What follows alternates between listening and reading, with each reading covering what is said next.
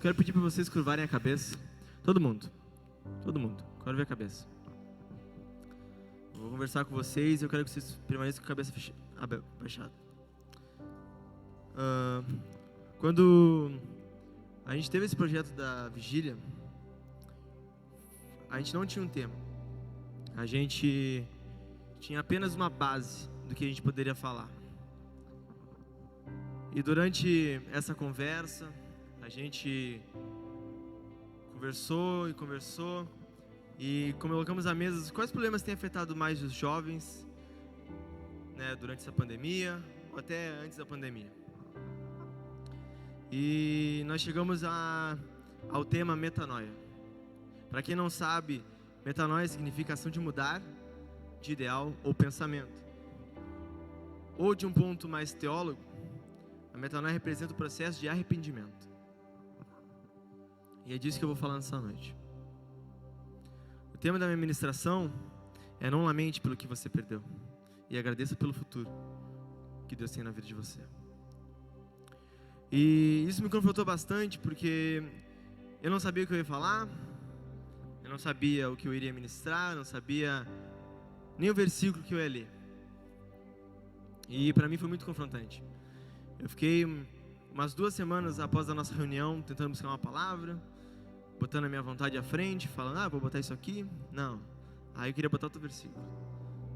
E como Eric, eu também percebi que não era que minha vontade tinha que prevalecer, mas sim a vontade de Deus, sabe? Hoje, uma coisa que nós, líderes, supervisores, vocês mesmos, vivem, quem sabe lá atrás você nem imaginaria que você estaria vivendo hoje. O que seria de você se você não estivesse aqui hoje? Onde você estaria hoje? O que você estaria ministrando?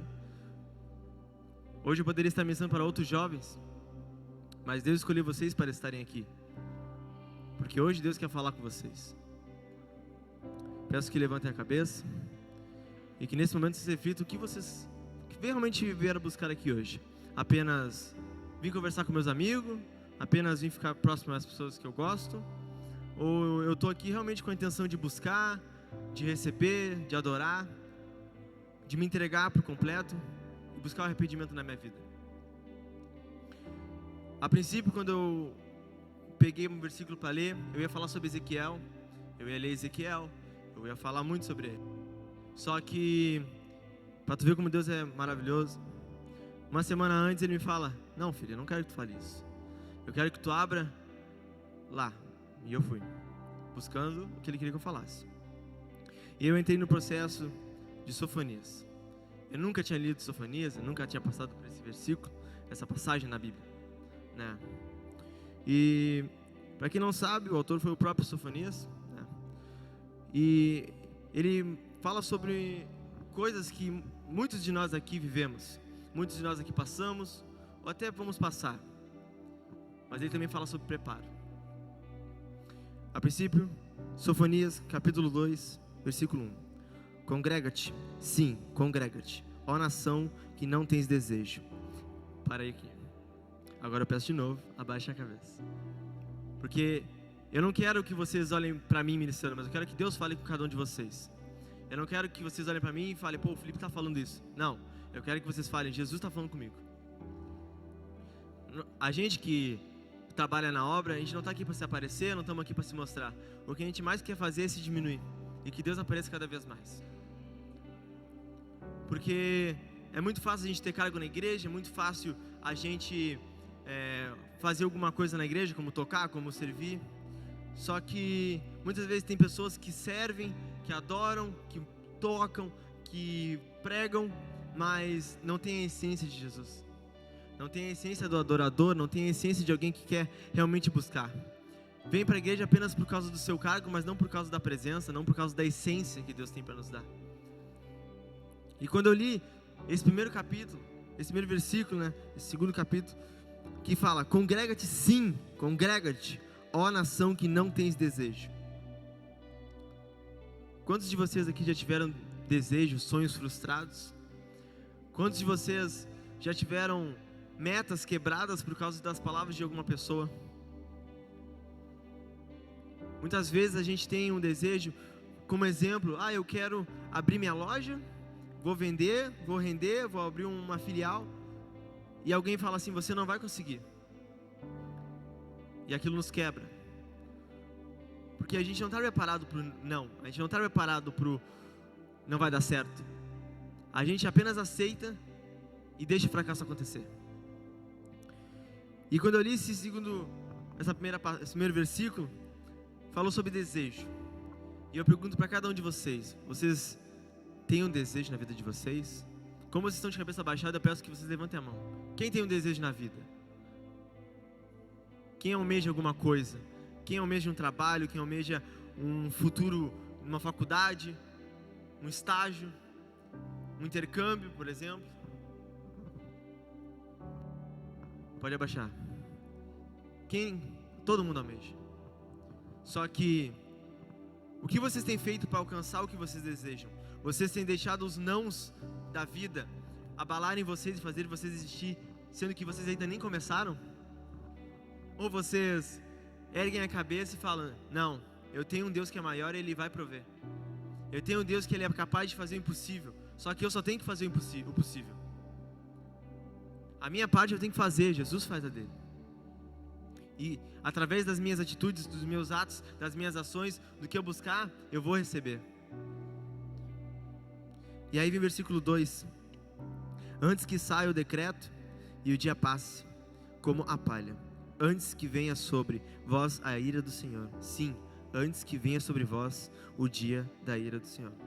Nesse segundo versículo, a gente fala sobre um processo muito difícil que as pessoas não estão preparadas ainda para ouvir. A ira. Vocês sabem que o fim do tempo está próximo. Jesus está... Só que você já parou uma noite assim para refletir? Cara, o que eu estou fazendo na minha vida? O tempo está passando e eu não estou avançando em nada, eu não estou prosperando, eu não estou alcançando aquilo que eu mais almejava, porque alguém me frustrou. Eu falo por mim, eu já tive nãos na vida. Alguns sonhos meus foram perdidos, mas a partir do momento que eu comecei a ter esse entendimento na minha vida, eu comecei a crescer. Antes de eu ser líder do Efraim, eu tinha uma grande relutância para ser líder. Eu não queria ser líder, eu não queria ter um cargo na igreja, porque eu me baseava no que as pessoas diziam, me baseava no que as pessoas faziam aqui dentro, e isso só me prejudicava. E isso foi um processo muito delicado da minha vida, onde eu não fui para a liderança, eu fui por mal. Sabe? Quero que vocês podem erguer a cabeça, senão vocês vão dormir. Senão eu estou preocupado. Eu estou assim, né? Isso foi um processo muito delicado, porque eu fui pela pressão. Sabe, muitas vezes, uma coisa que o pastor fala muitas vezes, quando a gente está na igreja, é muito mais fácil do que quando a gente sai e a gente volta. Porque quando a gente volta, vem as dificuldades, vem as batalhas, vem a nossa carne falando cada vez mais alto. Sabe? E quando eu dizia não, eu ficava só adiando o inevitável. Eu tinha feito o IMA, eu tinha encontrão. Para quem não sabe, eu era até do antigo ministério, só que eu nunca fui pegando cargo, eu nunca gostei, sabe? Nunca foi algo que eu almejava, algo que eu queria. E isso não fazia parte dos meus planos. Só que aí eu inventei de fazer o bendito do IMA. Me lasquei, porque eu não queria. Mas eu fiz. Aquilo foi um processo onde eu falei, eu quero aprender. Meu pai me olhando falando assim, tu vai ser líder? E eu, não quero. Não. Falar só não, sabe? E isso foi um processo bem delicado, sabe? E acabou que quando o Efraim multiplicou, fizemos uma multiplicação lá para Recreio. E foi o Eric e a Thaís na época. E a gente, como eu posso falar? Eu estou num processo de, vamos procurar um líder. Na época, o líder era eu e a Gabi. Nós pegamos junto. Só que, como eu não queria, quem se carregava tudo nas costas? A Gabi. É a Gabizona. Quem carregava tudo nas costas do dia era ela. Eu ia só por ir, só estava lá como líder. Não fazia nada, não buscava, não motivava o GA, não fazia nada. E eu pergunto, você acha que aquilo era certo tá fazendo? Podem responder. Não. E tu acha que eu não percebi? Mas era tarde. A Gabi tinha se afastado, abandonado a liderança, por conta de quem? Do Felipe. Porque o Felipe fez o quê? Relaxou com as funções que ele tinha. Uma coisa que nós temos que entender hoje em dia, se Deus te dá uma função na igreja, tu tem que fazer com excelência, porque tu não está fazendo para os jovens, não está fazendo para os adultos, está fazendo para Deus. A gente não está sendo supervisor apenas para ter cargo, apenas para estar, como dizem, nos holofotes. Não, a gente está aqui porque a gente quer cuidar de vocês, a gente quer tratar de vocês. Isso é a função dos líderes. Os líderes atualmente cuidam de vocês. A gente cuida dos líderes. Porque é um discipulado. Sabe? E aí vem o versículo 3, onde eu quero falar. Buscai o Senhor, vós todos, mansos da terra, que pondes por obra o seu juízo. Buscai a justiça, buscai a mansidão. Porventura, sereis escondidos no dia da ira de Deus? Você já parou para refletir nisso que eu falei agora há pouco? Você tem buscado a justiça? Você tem parado de apontar o dedo para a pessoa que está do seu lado, por exemplo, e começar a estender a mão? Eu não me recordo na Bíblia onde Jesus pegou e apontou o dedo para as pessoas, falando que eles eram humanos fúteis, falhos, que ele não ia perdoar. Se alguém sabe que tem, me fale. Mas Jesus nunca fez aquilo. Jesus nunca foi de apontar o dedo. Jesus sempre foi manso. Para quem não sabe, manso é algo que é suave, doce. Sabe?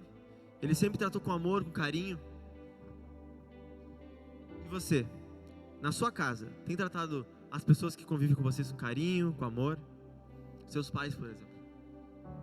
Eu sei que tem gente que não mora com os pais, mas engloba. Que é pai. Quem cuida é pai. Quem cuida é mãe. Você tem falado pelo menos um dia, se acordado, olhado pro seu pai, pai, eu te amo, do nada. Olha lá, ó, tá maluco esse guri? Ou fala pra sua mãe, sabia que tu é muito importante na minha vida? Porque não esqueçam, às vezes a gente pode ter pais assim, ó, dá pá virada. Mas quem nos deu a vida, quem nos deu a luz, foram nossos pais. Honra quem te honra. Mas meu pai não me honra, ele só me esculacha, fala que eu não presto, fala que eu não sou nada, fala que eu não vou ter futuro. E como você é dentro da sua casa? Por seu pai te tratar assim?